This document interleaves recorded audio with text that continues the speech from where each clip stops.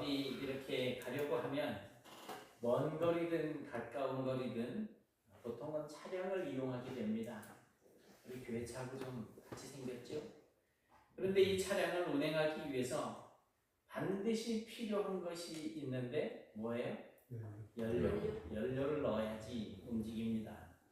특히 우리 교회 차는 이제 뭐 LPG 가스를 이렇게 넣다 보니까 경유보다 이 눈금이 빨리 떨어져요. 물론 들어가는 것도 적게 들어가지만 비용 돈으로 따지면. 그런데 이제 그 눈금이 그냥 뭐 조금 보태면은 막 떨어지는 게 눈에 보일 정도로 이렇게 그냥 빨리 따는 것처럼 보입니다. 이렇게 연료가 소모가 되고 이제 연료 그 게이지에 그 경고등이 반짝반짝 들어오게 돼요. 그러다가 그냥 끝까지 그렇게 다니다 보면 연료가 다 소진이 되고 나면 차가 멈추겠죠.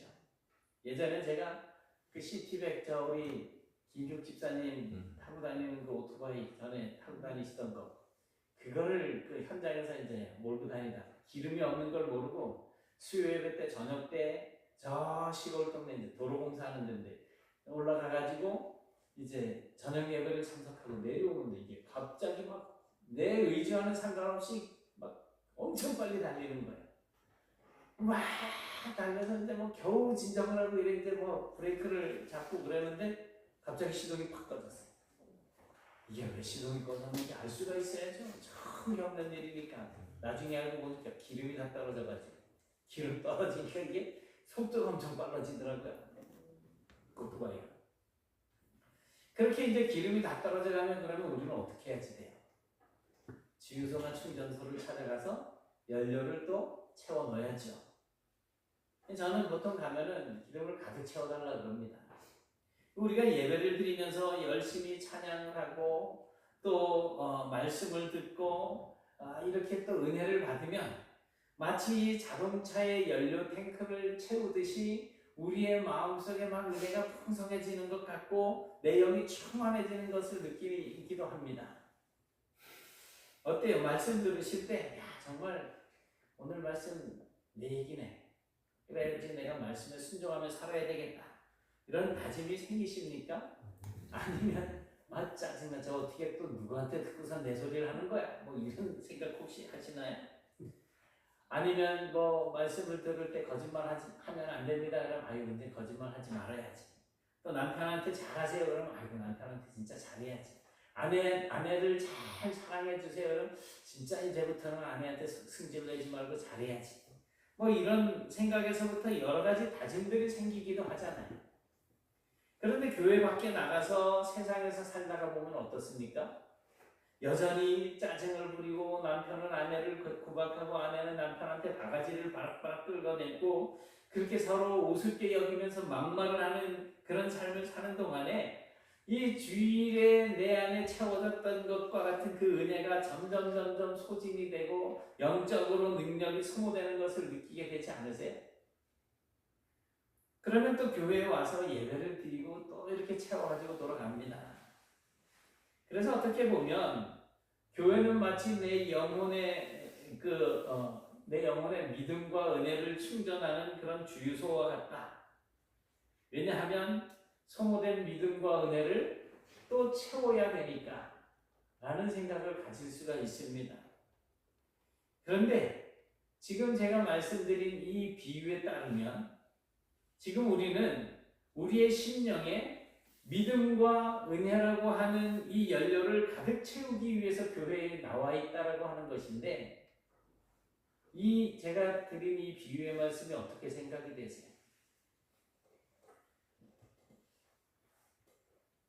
여러분, 믿음이라는 것을 내가 나가서 쓰고 또 이제 한 주일 동안 살았으니 믿음을 채우려고 교회를 나온다. 믿음을 그런 정도로 이해하시는 것은 정말 우리의 착각입니다. 위험한 생각이에요. 그리고 교회를 내 연료통, 마음이라고 하는 내 영혼이라고 하는 연료통에다가 연료를 넣으려고 가끔씩 긁는 그런 어떤 주유소처럼 생각하는 것도 대단히 잘못된 겁니다. 오늘 예수님의 제자들이 바로 이런 오류에 빠져 있었어요. 오늘 본문이 바로 그것을 다루고 있습니다. 5절을 보니까 제자들이 예수님에게 우리에게 믿음을 더해 주십시오라고 요구를 하고 있습니다. 믿음을 더해달라. 예수님께서 자신들의 그 믿음을 가득 채워 주시기를 바란다는 거예요. 제자들은 믿음을 많이 가지면 가질수록 자기들이 더 좋은 제자가 될 것이라고 생각을 하고 있었던 것 같습니다. 우리도 그런 생각을 하지 않습니까? 내게 믿음이 충만하면 내가 더 좋은 교인이 될 수 있을 텐데, 교회도 더 열심히 다니고 교회도 더 열심히 봉사도 많이 하고 또 기도 생활도 더 많이 할 수 있을 텐데, 그런데 지금은 내가 믿음이 부족해서, 이런 생각하지 않으세요? 그래서 이렇게 기도합니다. 하나님, 저에게 더 큰 믿음을 주십시오. 나에게 믿음을 가득 채워 주십시오. 크고 많은 믿음을 주십시오라고 이렇게 구할 때가 있잖아요. 그런데 오늘 본문에 보니까 제자들도 예수님에게 우리에게 믿음을 더하소서라고 이렇게 요구하고 있는 거예요. 그렇다면 내 안에 믿음으로 충만하게 채워달라고 하는 이 요구가 뭐가 잘못된 걸까요? 마치 주유소에서 연료를 보충하는 듯 생각하는 것이 잘못되었다고 하니까 여러분 가운데 고개를 갸우뚱하시는 분들이 있으실 겁니다.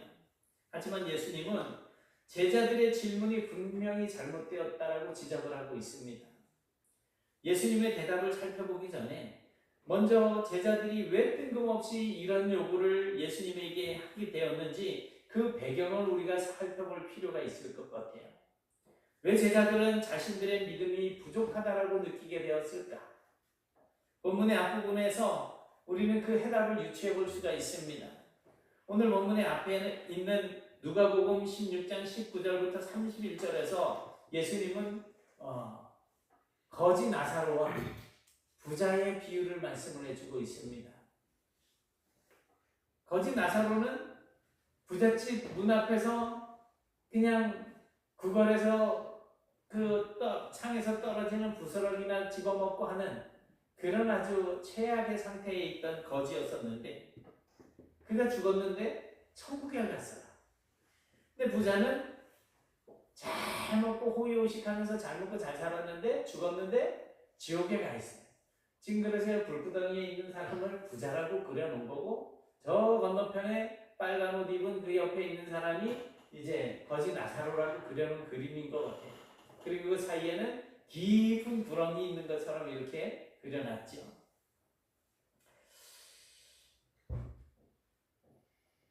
왜 부자는 지옥에 갔을까요?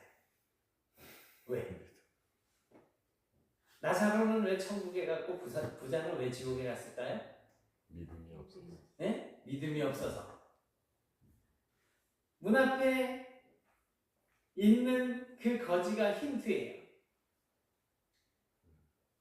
이 부자가 지옥에 간 것은 무엇을 잘못했기 때문이 아니라 해야 할 것을 하지 않았기 때문이에요.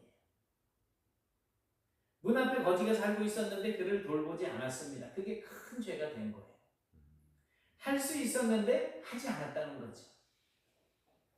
자기가 먹던 밥그릇에 그냥 고기 한 쪽만 던져줘도, 그냥 그릇에 조금만 담아만 주기만 해도 이 작은 자에게 하는 것이 곧 나에게 하는 것이라고 하는 주님의 말씀이 그냥 응해지는 거잖아요.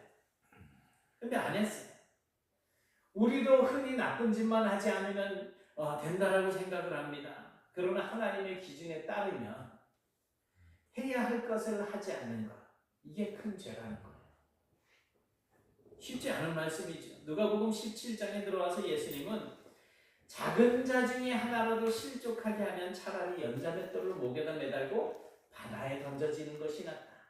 작은 자 중에 하나라도 실족하게 하면, 그가 나 때문에 마음의 상처를 받고 정말 큰 시리에 빠져 있게 된다면 어떻게 해야 된다는 거예요? 차라리 내 목에다 연자맷돌을 걸고 내가 차라리 저 사람은 실족하지 않고 내가 바다에 빠져 죽는 것이 더 낫다는 거예요. 사람이 살다 보면 상처를 받기도 하고 또 때로는 상처를 주기도 하죠. 그런데 한 사람이라도 실족하게 하면 차라리 바다에 던져지는 것이 낫다는 겁니다. 이 말씀을 이해하려니까 쉽지가 않아요. 또 계속해서 예수님은 하루에 7번이라도 죄를 지은 사람이 너에게 돌아와 가지고 회개를 하게 된다면 어떻게 하라는 거예요? 용서하라는 거예요. 3번도 아니고, 우리는 참 3세번이래요. 참 3번.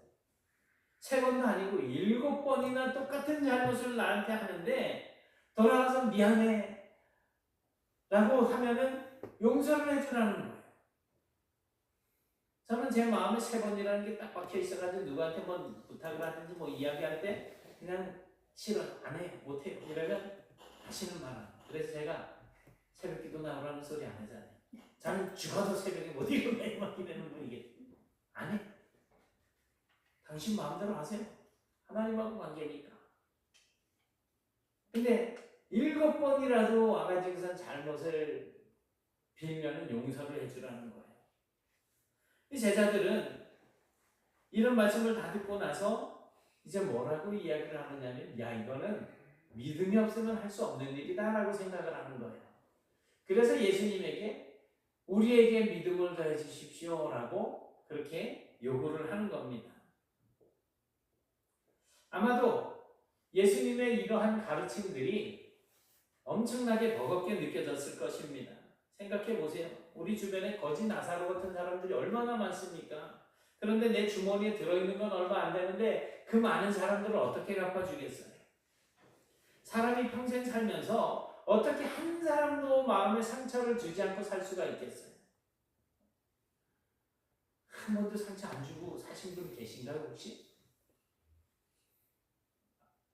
고개를 다 그냥 겸손하게 숙이시고 그렇죠? 상처를 안 주고 살 수는 없어요. 사람이기 때문에. 한 사람이 하루에 7번이나 똑같은 잘못을 저질렀는데 어떻게 용서를 할 수가 있겠어요? 자기들의 힘으로는 도무지 예수님의 말씀처럼 그렇게 살 수 없다는 겁니다. 그래서 우리에게 믿음을 더해 주십시오. 우리에게 더 큰 믿음, 우리에게 더 많은 믿음이 있어야 예수님의 그 말씀처럼 우리가 살 수 있지, 아니면 저희들은 실패할 수밖에 없습니다라고 이렇게 이야기하는 겁니다. 그러니 나의 부족한 믿음의 탱크에다가 믿음을 꽉꽉 채워달라고 그렇게 요구하게 된 겁니다. 그런데 이런 제자들의 요구, 우리에게 믿음을 더해달라고 하는 이 요구에 예수님께서 하시는 말씀, 그 대답이 좀 이상해요. 뭐라고 대답을 하십니까?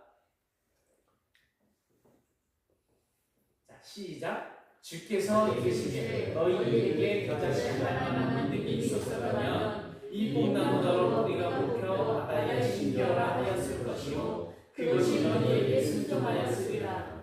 아니 믿음 좀 채워달라 했는데 너희에게 겨자씨만 한 알만한 믿음만 있었다면 이라고 이야기를 하신단 말이에요.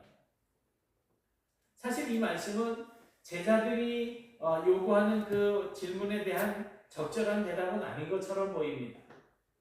많이 믿음을 좀 키워달라고 말씀을 하고 있는데 너희들한테 겨자씨만한 믿음만 있다면 이라고 이야기해요. 흔히 뭐 우리가 동문서답이라고 이야기하잖아요.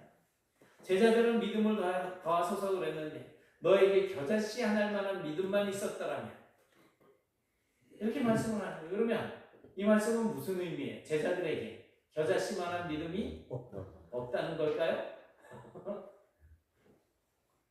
그런 뜻이 될 수도 있어요. 사실 제자들은 자신들의 믿음이 충분하다라고 말한 적이 없습니다. 우리에게 믿음이 나는 믿음이 있어요. 예수님 뭐 이러면서 믿음이 충분하다고 말한 적이 없어요. 오히려 자신들의 믿음이 부족하다는 것을 항상 알았어요. 부족하다는 것은 있다는 거예요, 없다는 거예요? 있다는 거잖아요. 부족한 거예요, 그냥. 없는 게 아니에요. 그래서 믿음을 더해달라고 요구를 한 것인데 너희들은 겨자씨 하나일 만한 믿음도 없구나 라고 하시면 어떻게 되는 거예요? 겨자씨래야 진짜 볼펜 가지고 이렇게 해가지고 콕 한번 찍으면은 그 전만해요. 그렇게 작은 믿음도 너에게 없다라는 거예요. 자기들은 믿음이 부족하니까 좀 크게 채워달라고 하는 건데 뭔가 앞뒤가 안 맞는 말씀이잖아요. 아마도 제자들은 예수님께서 하시는 말씀들에 대해서 확실한 이해력을 갖게 해주시거나 앞으로 너희들이 큰 믿음을 갖게 될 것이라고 격려를 해주시기를 기대했을지도 몰라요. 왜 우리는 긍정적인 대답을 항상 원하니까. 그런데 마치 비꼬듯이 너는 겨자씨만한 믿음 하나도 없으면서 뭔 큰 믿음을 말하는 거냐라는 식으로 말씀하시는 것은 정말 우리가 아는 예수님답지 않은 그런 대답인 거죠. 눈꽃만큼의 믿음도 없는 제자들이 그렇다면 도대체 왜 예수님을 따라다닌 걸까요? 그들에게 믿음이 정말 없는 걸까요? 이런 수치심과 모욕감이 들만한 그런 말을 들으면서까지도 예수님을 쫓아다니고 있잖아요. 그래서 오늘 이 본문의 말씀을 다시 한번 묵상을 해보면 이렇게 번역해 볼 수도 있겠습니다. 이미 너희에게는 최소한 겨자씨 하나만한 믿음이 있지 않느냐 이거예요. 겨자씨 하나만한 믿음이 너희에게 있다라는 거예요.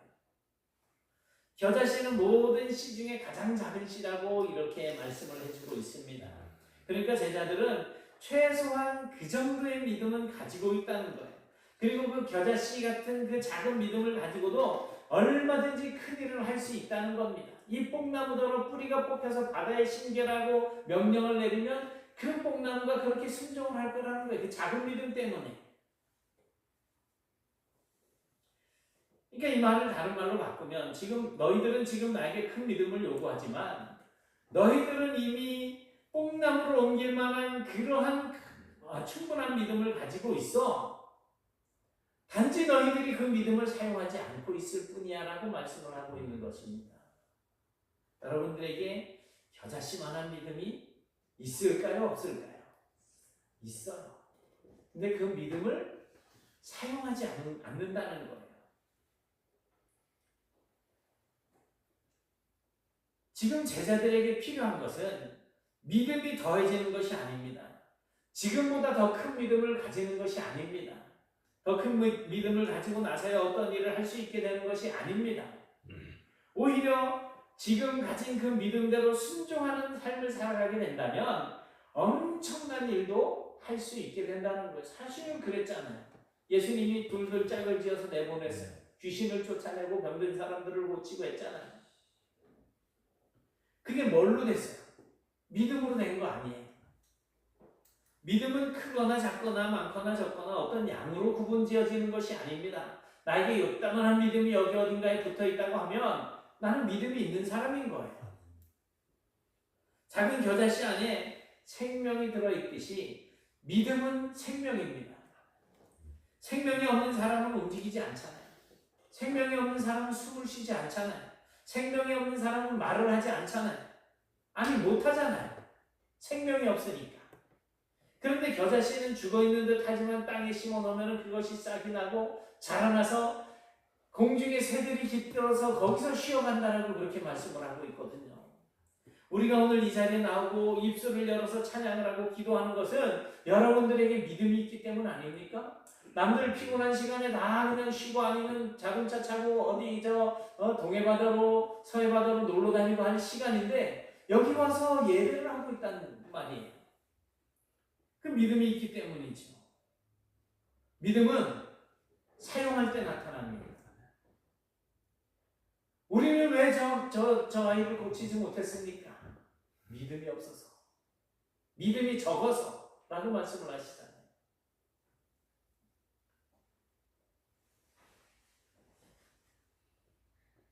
그러니까 쓰지 않는 믿음은 믿음이 아닌 거예요. 쓰지 않는 거예요. 볼펜이 있어도 뭘 써야지 되는데 그 볼펜을 안 쓰면 그게 나에게 볼펜은 아니죠. 그냥 막대기 하나 있는 거죠. 이미 가지고 있는 믿음을 사용할 생각은 하지 않고 정말 따만한 저따만한 믿음만 하나 있으면 내가 잘 할 수 있을 것 같은데 믿음 타령, 큰 믿음 타령만 하고 있다는 거예요. 더 큰 믿음을 가질 때까지는 뭐예요? 그러면 나는 더 큰 믿음을 내가 받기까지는 나는 아무것도 하지 않겠다는 거 아닙니까? 그 생각이 잘못된 거죠. 내가 할 수 있는 거를 하는 거예요. 우리 교회는 그런 분들이 참 많으신 것 같아요. 우리 이영환 장로님 어제 전화가 왔어요. 저 이제 사람 일에 만나고 이제 막 교회로 이제 출발을 했는데 목사님 이거 초대장에 날짜가 20일로 돼 있는데 예? 깜짝 놀랐어요. 그래가지고 제가 이제 카톡에 이 문자를 이렇게 보낸 걸 보니까 제가 11월 20일로 해놓은 거예요. 11월 20일 토요일 이렇게 해놨어요. 근데 20일은 토요일이 아닌데 장로님 아니었었으면 초대장 그냥 20일로 날아갔으면 다른 목사님들이 그냥 20일 날 와가지고서는 뭐야 그거 막 이럴 뻔했었어요. 그리고 와서 하시지. 박희만 장로님 또 하시지.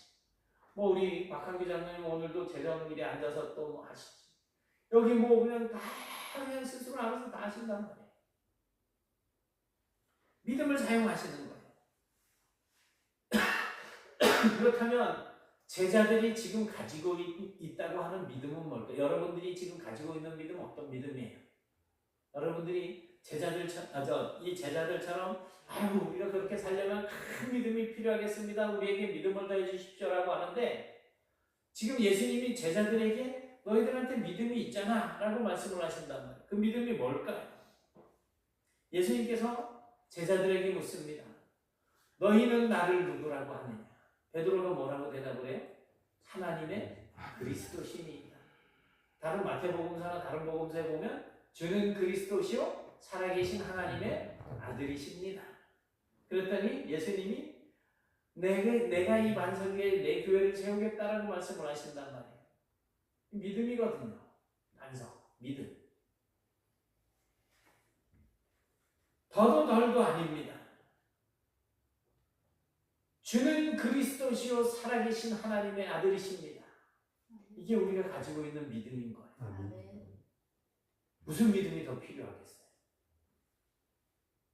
내가 병든 사람을 위해서 손을 얹어서 기도할 때 병이 고쳐져야지 믿음이 있는 걸까요? 그 능력은 주님 거예요. 주님이 우리를 통해서 나타내실 뿐이지 내 믿음, 내 능력은 아닌 거죠. 시몬 베드로가 이렇게 살아계신 하나님의 아들이고 그리스도라고 하는 이 고백, 예수님이 하나님의 아들이십니다. 그리스도십니다. 나의 구세주이십니다라고 믿는 것. 사실 그것이 우리가 믿는 믿음의 전부인 거예요. 그보다 더 큰 믿음도 없고 더 작은 믿음도 없습니다. 그냥 믿음인 거죠.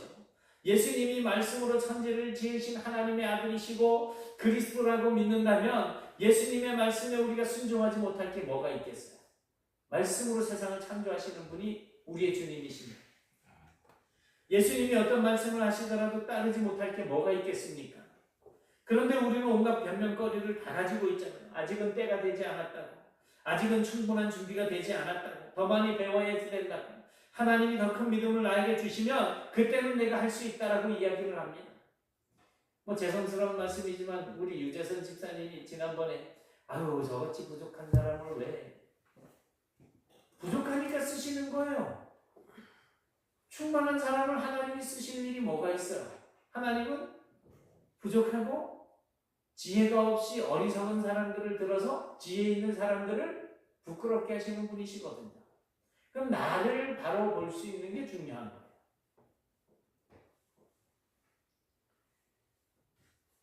우리가 그리스도인이라면 예수님을 나의 구세주로 믿는다면 다른 준비가 필요하지 않습니다. 예수님은 하나님이십니다. 예수님은 우리의 모든 것을 다 알고 계십니다. 우리가 준비되지 않았다면 시키지도 않습니다. 부족하면 부족한 대로 하나님이 세우실 때는 내가 부어주겠다, 내가 채워주겠다, 내가 너를 손으로 붙잡고 쓰겠다라는 거예요. 믿음으로 따라가기만 하면 되는 거거든요. 우리가 할 수 없는 것이라고 한다면 아예 예수님이 말씀하지도 않았을 거예요. 7번 용서해라. 할 수 있는 거예요. 우리가 안 할 뿐이죠. 그러니 믿음이 부족해서 못하겠다라고 하는 것은 아주 궁색한 변명에 불과합니다. 여러분, 예수님을 믿으십니까? 예수님이 십자가에서 나의 죄를 깨끗이 씻으셨다고 믿으십니까? 내가 그리스도와 함께 죽고 그리스도와 함께 다시 살아났다라고 확신하십니까? 그리스도께서 내 안에 살고 계시다고 믿으십니까? 그렇다면 뭐가 문제예요? 내 힘 가지고 하는 게 아니잖아요. 주님께서 주시는 힘, 그 힘 가지고 성령께서 주시는 그 능력을 가지고 인도하시는 대로 따라가면 되는 거잖아요. 우리에게 필요한 것은 더 큰 믿음이 아닙니다. 그냥 이 믿음이 있으면 되는 거예요. 이 믿음. 그 믿음은 예수를 나의 그리스도로 고백하는 믿음입니다. 우리는 이미 이 믿음을 가지고 있지 않습니까? 이 믿음 때문에 우리가 신앙생활을 하고 있고 오늘 이 자리에 모이지 않았습니까? 이것보다 더 큰 믿음이 어디 있겠어요? 예수님은 이와 같은 믿음에 대한 이해를 돕기 위해서 계속해서 7절부터 10절까지 다른 짧은 한 비유를 말씀해주고 있습니다. 소위 종의 비유입니다. 종이 임무를 맡아서 다 마치고 돌아왔을 때 어떤 일을 행하느냐 하는 거죠. 사실 지금까지 제가 드린 말씀을 제대로 딱 이해하고 있으셔야 이 부분이 이해가 됩니다. 이 비유도 역시 앞부분과 마찬가지로 믿음에 대한 비유예요. 이야기는 이렇습니다. 종일 밭일을 마치고 집에 돌아온 종이 자기부터 먼저 밥을 차려서 먹는 일은 없습니다. 오히려 집에서 그냥 탱자탱자 놀고 있던 주인의 밥을 먼저 차려주고 그 식사가 마치도록 물 떠다주고 누룽지 끓여다주고 뭐 다 시중 들고 난 후에야 종은 자기의 밥을 챙겨 먹습니다. 그런데 종이 자기의 시중을 들어주고 자기 밥을 다 이렇게 먹게 해줬다고 주인이 종에게 아이고 고맙다 종님 이러면서 인사할 주인이 누가 있어요? 이처럼 너희도 명령으로 받은 것을 먼저 다 하라는 것입니다. 그 후에 종은 주인에게 우리는 그저 할 일을 했을 뿐입니다 라고 말을 하라는 겁니다. 여기에서 주인은 하나님이고 종은 예수님의 제자들, 즉 그리스도인들이라고 하는 사실을 우리는 쉽게 이해할 수가 있을 거예요. 그런데 이 비유에서 중요한 역할을 하는 게 있습니다. 뭡니까? 음식. 종이 밭일을 하고 돌아와서 주인에게 음식을 차려드리는 거예요. 종들이 자기가 맡은 일을 하기 위해서는 이 음식을 먹어야 힘을 쓸 수 있잖아요.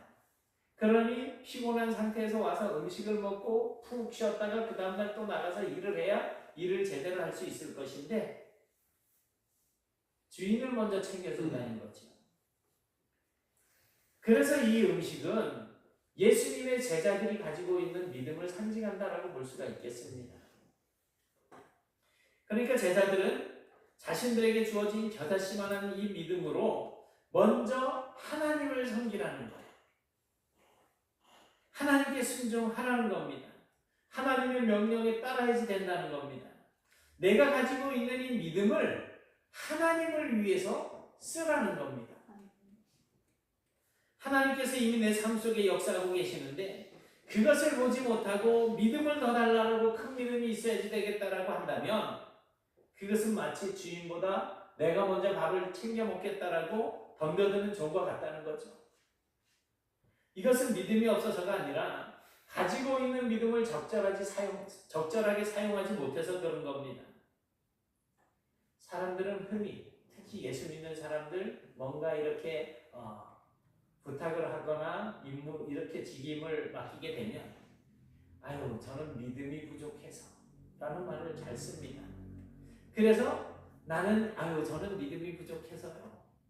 아주 겸손함을 그렇게 나타낼 수 있다라고 생각을 합니다. 그런데 우리 주님께서는 그 말을 믿지 않으십니다. 왜냐하면 그리스도요 살아계신 하나님의 아들이신 예수님을 고백하기 시작하면서 이미 우리에게는 충분한 믿음이 주어졌기 때문입니다. 그러니 믿음이 부족해서라는 말은 안 맞는 거예요. 여러분, 믿음은 자동차의 연료처럼 쓰면 없어지는 것이 아닙니다. 믿음은 일주일에 한 번씩 교회에 와서 채워서 나가는 그런 성질의 것이 아닙니다. 자동차의 연료는 쓰면 쓸수록 줄어들지만 우리의 믿음은 쓰면 쓸수록 점점 커져서 공중의 새들이 깃드는 겨자씨와 같은 믿음입니다. 그래서 우리는 믿음을 더해달라고 요구하기 전에 그렇게 요구하지 말고 우리에게 이미 주어진 이 믿음을 쓰기 시작해야지 된다는 거예요. 더 큰 믿음을 주셔야 큰 일을 할 수 있다라고 변명하지 마십시오. 내가 가지고 있는 믿음을 실제로 쓰기 시작하면 불가능한 일들도 가능하게 할 수 있습니다. 주께서 용서하라면 용서하십시오.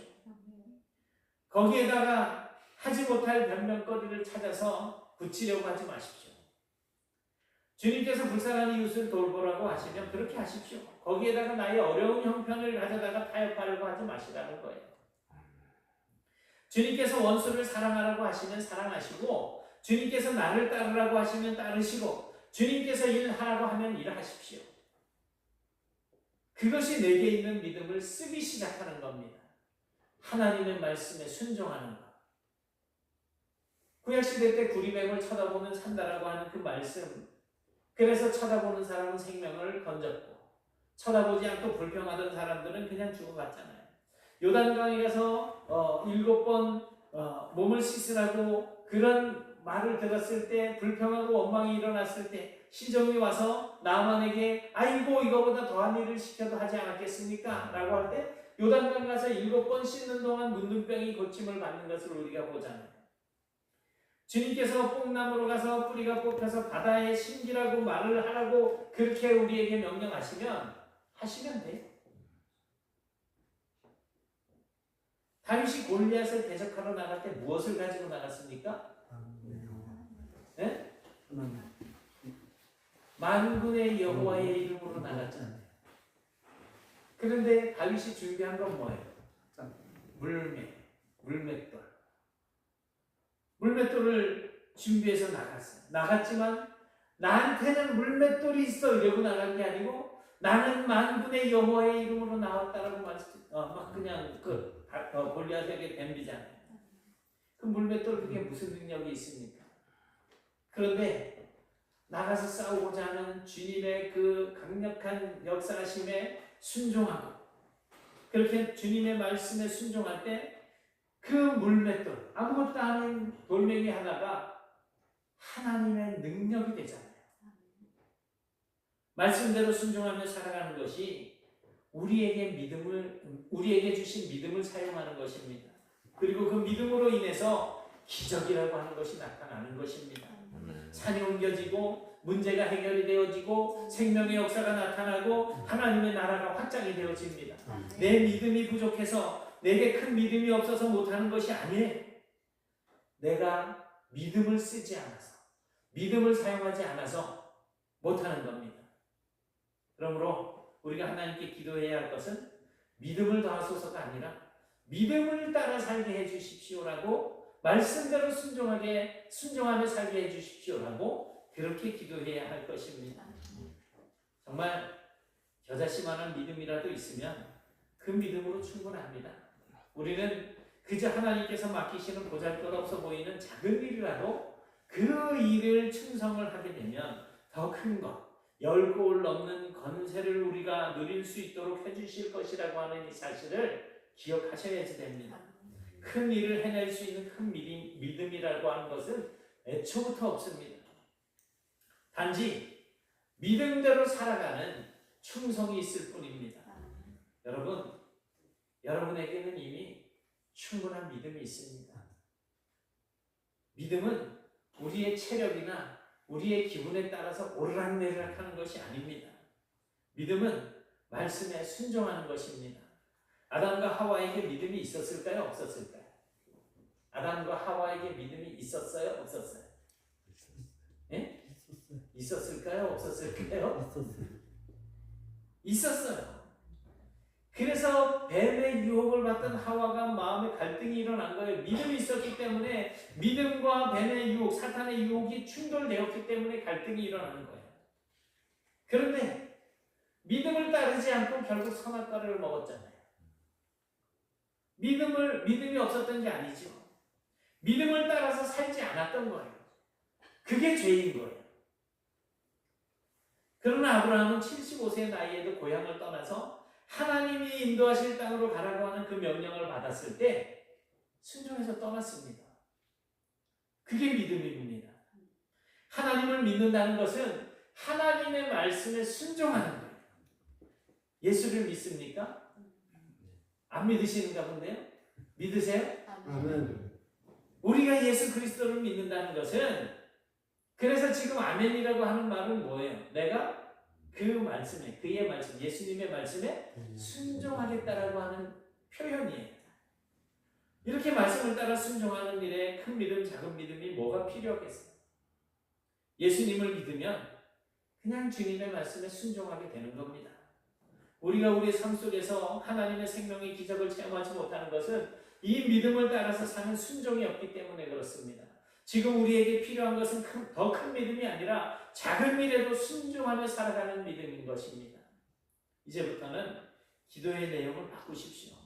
믿음대로 살게 해주십시오. 말씀대로 순종하게 해주십시오. 순종하는 믿음이 바로 우리를 천국으로 이끌어 가실 겁니다. 바라기는 이와 같은 믿음으로 이 세상을 살아가시는 동안에 늘 하나님의 기적을 체험하시며 또 매일같이 믿음을 따라서 승리하는 삶을 살아가시는 복된 성도들이 되실 수 있기를 주님의 이름으로 축원합니다. 사랑의 하나님, 감사합니다. 오늘도 저희들이 이렇게 믿음을 가지고 이 자리에 모여서 주를 예배합니다. 이 시간 주님께서 저희들에게 주신 말씀을 마음에 담게 하시고, 이제는 어떤 큰 믿음이 있어야 더 헌신하고 더 충성하고 더 봉사할 수 있을 것과 같은 그런 거짓된 생각에 속지 않게 하시고, 하나님께서 우리 안에 심어주신 그 믿음, 예수 그리스도를 영접하고 하나님의 아들이시고 온 세상의 왕이 되시는 주님을 따르고자 하는 이런 열망들이 있게 하여 주셔서, 이제는 우리가 교회에서나 가정에서나 직장에서나 삶을 살아가는 모든 현장에서 오직 믿음을 따르는 삶을 살게 하시고, 그 저희들의 삶을 통하여서 하나님이 기뻐하시며 영광을 받아 주옵소서. 예수님 이름으로 기도드리옵나이다. 아멘.